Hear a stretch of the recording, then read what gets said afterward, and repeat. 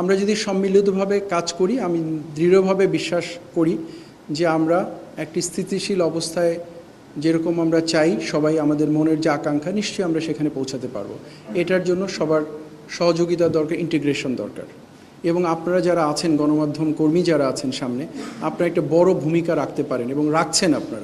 আপনাদেরকে অনুরোধ করবো এই দেশের এই একটা ভিন্ন রকম পরিস্থিতির মধ্য দিয়ে আমরা যেন এটা মাথায় রাখি যে this is nothing.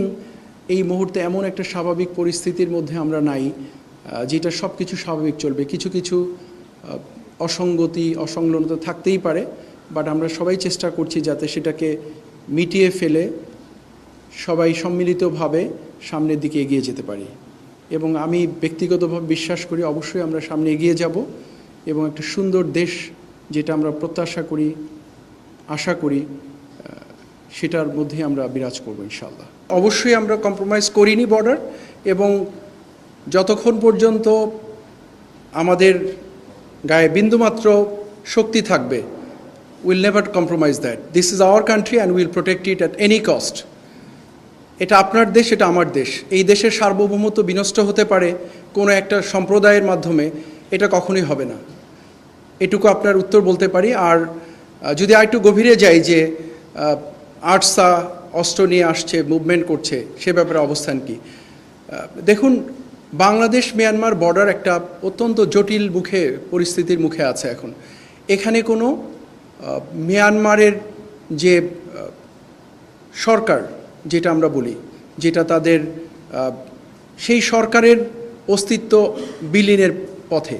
Arakan army Rakhine স্টেটটা almost দখল করে নিয়েছে, 85 থেকে 90% দখল করে নিয়েছে, কিছু জায়গা বাদে।